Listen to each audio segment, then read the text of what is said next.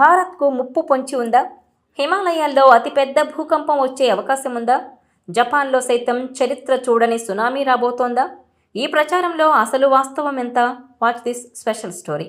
మయన్మార్లో ఇటీవలే వచ్చిన భీకర భూకంపం 2000 మంది ప్రాణాలు తీసింది. కొన్ని వేల మంది నిరాశ్రయులను చేసింది. మన పొరుగునే జరిగిన ఈ ప్రకృతి వైపరీత్యం ప్రభావం ఈశాన్య ప్రాంతంలో కనిపించింది. ఇప్పుడు జపాన్కు అతి భారీ భూకంపం మెగా క్వేక్ రాబోతోందనే అంచనాలు కలవరపాటుకు గురిచేస్తుండగా, ఆ తర్వాత వంతు ఇండియాదే అన్న అంచనాలను సెస్మాలజిస్టులు ఇస్తున్నారు. గ్రేట్ హిమాలయన్ ఎర్త్ క్వేక్ లైన్లోనే ఉందని వాళ్ళు హెచ్చరికలు చేస్తున్నారు. మయన్మార్ భూకంపం వచ్చి ఎన్నో రోజులు కాలేదు. భూకంప కేంద్రం బర్మాలోనే ఉన్న దాని ప్రభావం థాయిలాండ్, అరుణాచల్ ప్రదేశ్ వరకు కనిపించింది. ఇదిలా ఉండగానే జపాన్కు భారీ అలర్ట్ వచ్చింది. జపాన్లోని నంకై ట్రఫ్ వద్ద సంభవించే ఒక మెగా క్వేక్ గురించి జపాన్ ప్రభుత్వం హెచ్చరిక జారీ చేసింది. ఇది ఎంతటి తీవ్రమైందంటే దాదాపు 9 మ్యాగ్నిట్యూడ్తో సంభవించే ఈ భూకంపంతో భారీ సునామీ రావచ్చని, 100 అడుగుల ఎత్తున అలలు ఎగిసిపడతాయని ఈ రంగంలోని నిపుణులు భావిస్తున్నారు. ఈ భూకంపంతో 3 లక్షల ప్రాణాలకు ముప్పు అని భావిస్తున్నారు. జపాన్లో నైరుతి పసిఫిక్లో వచ్చే ఈ భీకర సునామీతో వేల కొద్దీ భవనాలు నేలకొరుగుతాయని అంచనా వేస్తున్నారు. ఈ తాజా హెచ్చరికలతో జపాన్ ప్రభుత్వం తన డిజాస్టర్ మేనేజ్మెంట్ ప్రణాళికలను మార్చుకుంటోంది. 2013 తర్వాత ఇలా జరగడం ఇదే తొలిసారి. ఈ భూకంపం సంభవిస్తే జపాన్ ఆర్థిక వ్యవస్థకు $1.8 ట్రిలియన్ నష్టం వాటిల్లొచ్చని, జీడీపీలో దాదాపు సగం పోతుందని కూడా భయపడుతున్నారు.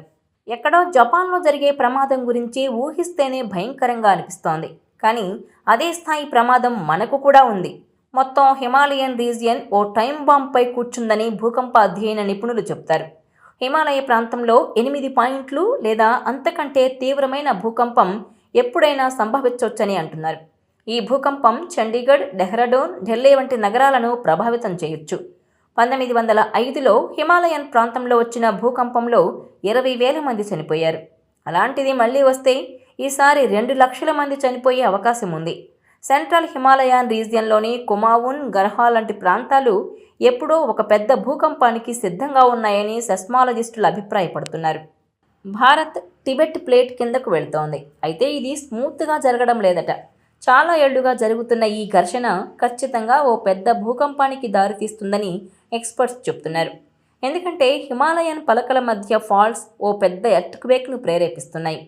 హిమాలయన్ భౌగోళిక పరిస్థితుల ప్రకారం అక్కడ తరచుగా భూకంపాలు రావాల్సి ఉంది. అయితే అప్పట్లో వచ్చిన నేపాల్ భూకంపం తర్వాత మళ్ళీ ఆ స్థాయిలో రాలేదు.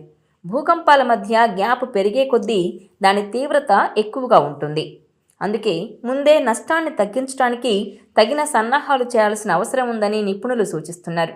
జపాన్ తన రక్షణలను బలోపేతం చేస్తున్నట్టే భారత్ కూడా ఇలాంటి విపత్తులకు సిద్ధంగా ఉండాలని నిపుణులు సూచిస్తున్నారు.